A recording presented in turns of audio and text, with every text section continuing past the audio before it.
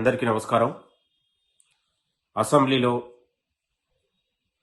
కృష్ణా జలాలపైన చర్చించకుండా పారిపోయి ఇవాళ ముఖ్యమంత్రి గారిపైన, స్పీకర్ పైన, మంత్రులపైన ఇవాళ చిల్లర వ్యాఖ్యలు చేస్తున్నటువంటి హరీష్ రావు గారు నోరు జాగ్రత్తను కూడా మేము హెచ్చరిస్తున్నాం.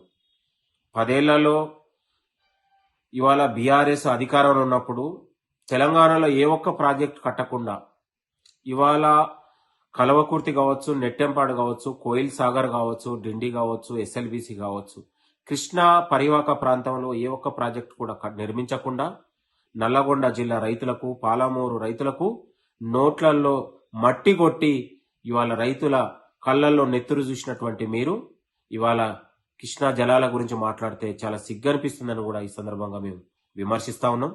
మీకు నిజంగా సిగ్గు శరం ఉంటే అసెంబ్లీలో చర్చించకుండా పారిపోయి దొంగల్లాగా గన్ పార్క్ దగ్గర మీరు మీడియా సమావేశం పెట్టవంటనే మీ అవినీతి, మీ అక్రమాలు ఎక్కడ బయటపడుతుందని ఇవాళ మీరు తప్పించుకొని పారిపోతున్నటువంటి పరిస్థితి.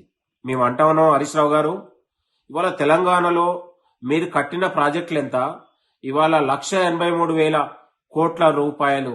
ఇవాళ ఒకవైపు 1,00,000 కోట్లు కాళేశ్వరాన్ని పెట్టి ఇవాళ పాలమూరు రంగారెడ్డి ఎత్తిపోతల ప్రాజెక్టుకు 83,000 కోట్లు ఖర్చు పెట్టి ఇవాళ తెలంగాణ ప్రజాధనాన్ని మీ జేబుల్లో నింపుకున్నది వాస్తవం కాదా అని కూడా ఈ సందర్భంగా గుర్తు చేస్తా ఉన్నాం.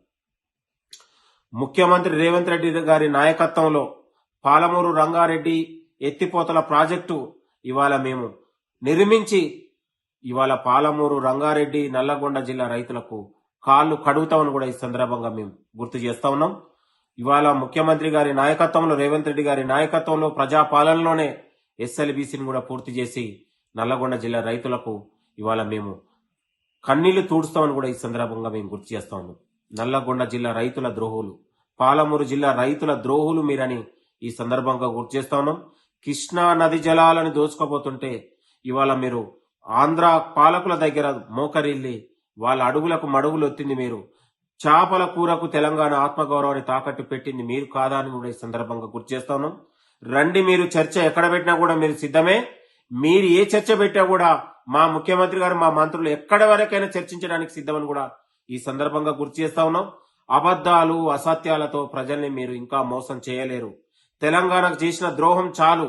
అసలైన తెలంగాణ ద్రోహులు ఇవాళ మీరే అని హరీష్ రావుకి హెచ్చరిస్తా ఉన్నాం. మీరు మాట్లాడే మాటలు హరీష్ రావా లేకపోతే అవి రోత రావాలాగా నీ మాటలు రోత మాటలతోని, నీ అబద్ధాలతోని, విష ప్రచారాలతోని తెలంగాణ ప్రజల్ని మోసం చేయలేరని ఈ సందర్భంగా గుర్తు చేస్తూ, అసెంబ్లీలో పారిపోయిన దొంగలు మీరు. నిండు అసెంబ్లీలో చర్చించకుండా పారిపోయి ఇవాళ మీరు మీ అవినీతికి అక్రమాలు బయటపడతాయనే ఉద్దేశంతో పారిపోయారు. కాబట్టి కృష్ణా నది జలాల అంశంలో, పాలమూరు రంగారెడ్డి ఎత్తిపోతల అంశంలో ఇవాళ 12 లక్షల మంది రైతుల కళ్ళల్లో కన్నీళ్లు తూర్చి వాళ్ళ జీవితాల్లో వెలుగులు నింపడానికి మన ముఖ్యమంత్రి గారు ప్రయత్నం చేస్తా ఉన్నారు. తెలంగాణ ప్రాజెక్టుల అంశంలో కావచ్చు, ఇవాళ కృష్ణా జలాల అంశంలో కావచ్చు, గోదావరి నది జలాల అంశంలో కావచ్చు, తెలంగాణకు రావాల్సిన వాటా కోసం ఖచ్చితంగా ఈ ప్రభుత్వం పోరాడుతుంది. తెలంగాణ పక్షాన ఉంటాం. తెలంగాణ అభివృద్ధి కోసం ఈ ప్రభుత్వం కట్టుబడి ఉందనే విషయాన్ని కూడా గుర్తు చేస్తూ, తెలంగాణ ఆత్మగౌరవం విషయంలో తెలంగాణ ప్రజాపాలన ఎక్కడ కూడా రాజీ పడదని కూడా ఈ సందర్భంగా గుర్తు చేస్తూ నమస్తే, thank you. Local to global news at your finger tips. మీ చేతిలో ఒక ఆయుధం. Download Raw TV app. Media legend Ravi Prakash is back.